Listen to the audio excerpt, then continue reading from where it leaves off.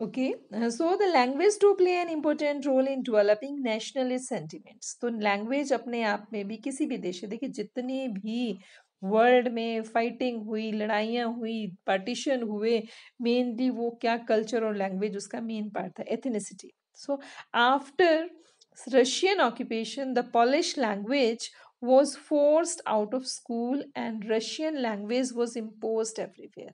क्योंकि ये तीन बड़ी पावर थी. क्यों हम इनकी बात कर रहे थे?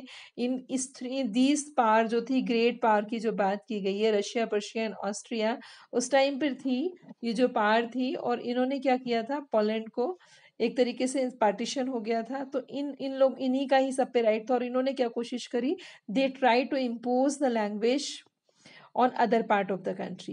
So the language played an important role developing the nation's sentiments. After Russian occupation, the Polish language was forced out of schools and the Russian language was imposed everywhere. जहाँ तहाँ देखो वहाँ रशियन लैंग्वेज को imposed किया गया.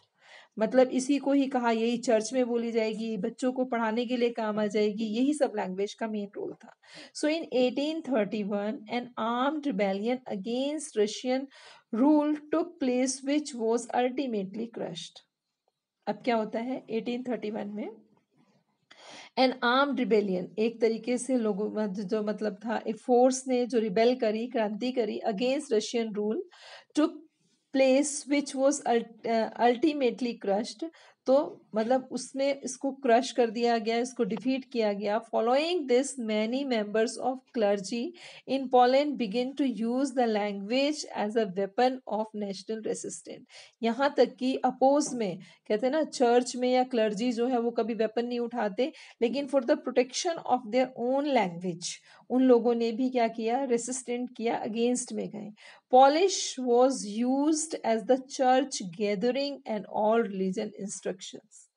Polish जो थे, they used for church gatherings and all religious instruction. As a result, large number of priests or bishops were put in jail and sent Siberia by Russian authorities. मतलब church ने भी इसका oppose किया. Polish जो वहाँ पर church को hold करने वाले थे, उन्होंने इस लैंग्वेज को मानने से इनकार कर दिया. फिर उसके बाद क्या होता है, यहाँ तक कि प्रिस्ट और बिशप, प्रिस्ट होता है एक स्मॉल लेवल का, कोई भी छोटे चर्च में जो है, जैसे मंदिर में पंडित होता है ऐसे वहाँ प्रिस्ट होता है. लेकिन बिशप क्या है, head of the all priest. So bishop were put in jail or sent in Siberia.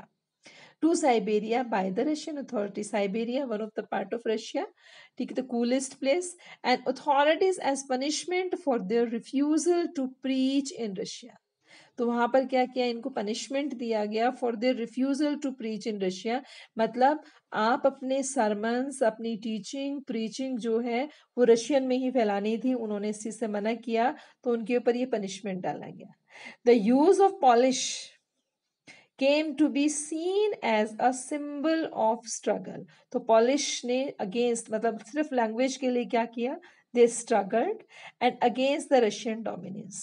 So main यहाँ पर रोमांटिसिज्म को जब हम पढ़ते हैं, imagination, romantic imagination and national feeling, तो ये वाला पोर्शन जो आपका आता है ये टोटल आपका नेशनल फीलिंग के लिए है. And prior to this what we read, it was all about the romanticism. तो रोमांटिसिज्म का वन मेन एग्जाम्पल आपका दास वोल्क है. दास वोल्क के राइटर का आपको नाम याद करना है, जॉन गॉटफ्राइड. ठीक है, उसने कौन सा किसके थ्रू मैसेज दिया, दास वोल्क के थ्रू दिया. दास वोल्क में क्या था, बेसिकली उसने कहा है कि अगर आपको मतलब कल्चर और हेरिटेज ही देखनी है तो जर्मन में जाके देखो ना, वहाँ के लोगों का जो फोक डांस है, फोक लैंग्वेज, मतलब उनका म्यूजिक है, उनकी स्टोरीज है, everything we can find in that.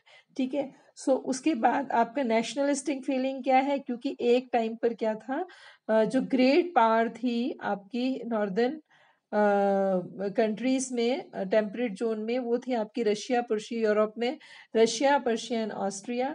Russia, Persia, Austria ने क्या किया, अपने जितने भी ऑक्यूपाइड रीजन थे, स्पेशली पोलैंड में, तो उन लोगों ने कहा कि हर जगह पर रशिया को ही, Russian language should be use as in all occupations, language used in schools and religion, हर जगह पे होगी. बट पीपल वेंट अगेंस्ट, और वो सबसे पहले अगेंस्ट में कौन गए, सबसे पहले अगेंस्ट में गए चर्च होल्डर्स. यानी clergy.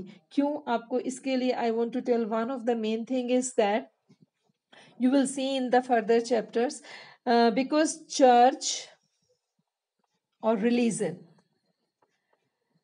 it was the main part of teaching. मतलब चर्च को या रिलीजन को एक मेन रिस्पॉन्सिबिलिटी दी गई कि वो लोगों को पढ़ाएं। अब वो लोगों को किस लैंग्वेज में पढ़ाएंगे? जिस लैंग्वेज में उनको समझ आएगा। समझ किस लैंग्वेज में आना है? नेटिव लैंग्वेज में। तो जो जहाँ के लोग होंगे वो अपनी भाषा को जल्दी समझेंगे, तो इससे क्या होगा? Spread of religion.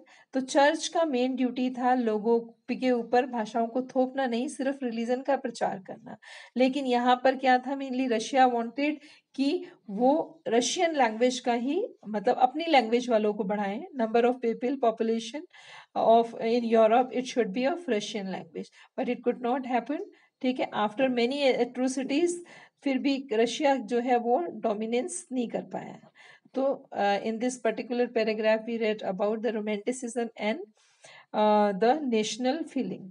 So till here we discuss, and because tomorrow will be the last day of this, and afterwards you will get some homework regarding your portfolio. So till here we discuss, and hope you read all the segments of your nationalism in Europe. And if you get time, so try take the reading of whole chapters which are in the book, because they are very much interesting. In your leisure time, you can use them, you can read them to enhance your knowledge in history. Okay, thank you. Have a nice day.